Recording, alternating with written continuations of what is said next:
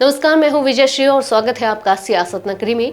उत्तर प्रदेश की राजनीति इन दिनों दिया विवाद को लेकर गर्मा गई है। समाजवादी पार्टी के अध्यक्ष अखिलेश यादव के बयान ने प्रदेश की सियासत को नया मोड़ दे दिया है। दीपावली और क्रिसमस की रोशनी को लेकर दिए गए उनके बयान पर भारतीय जनता पार्टी ने तीखा हमला शुरू कर दिया है।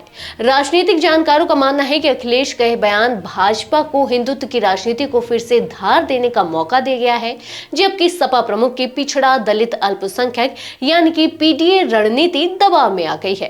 अखिलेश यादव ने हाल ही में कहा था कि दीपावली पर दियों की जगह अगर क्रिसमस जैसी रोशनी की व्यवस्था की जाए तो शहर और भी जगमग दिखेंगे।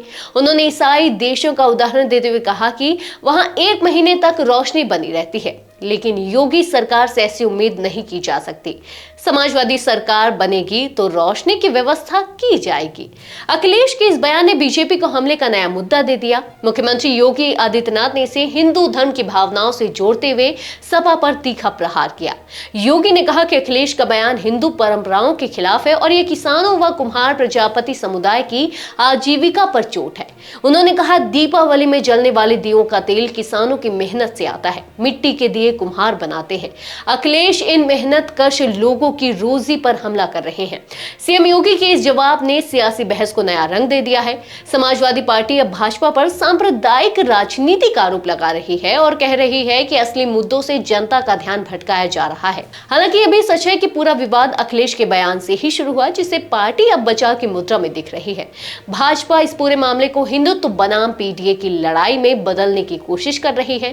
राजनीतिक विश्लेषकों के मुताबिक योगी सरकार इस विवाद को साध कर हिंदू वोट बैंक को एकजुट करने का प्रयास कर रही है।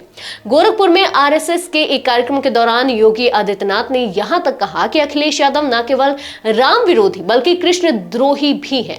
अब सपा के लिए चुनौती दोहरी हो गई है। एक ओर उसे अपने जाति समीकरण यानी कि पीडीए को बनाए रखना है, दूसरी ओर भाजपा के हिंदुत्व एजेंडे का जवाब देना है।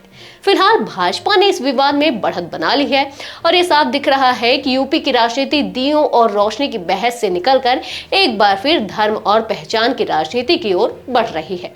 राजनीतिक पर्यवेक्षकों का कहना है कि 2027 के विधानसभा चुनाव से पहले यह विवाद उत्तर प्रदेश की सियासी समीकरणों को गहराई से प्रभावित कर सकता है। आज के लिए बस इतना ही। अगर आपके इलाके में कोई राजनीतिक लापरवाही, भ्रष्टाचार या जनहित से जुड़ी समस्या है तो आप चुप मत रहिए, अपनी शिकायत हमें भेजिए। सियासत नगरी आपकी आवाज को मंच देगा और जवाबदेही तय करेगा, क्योंकि अब हर सवाल होगा सीधा सत्ता से।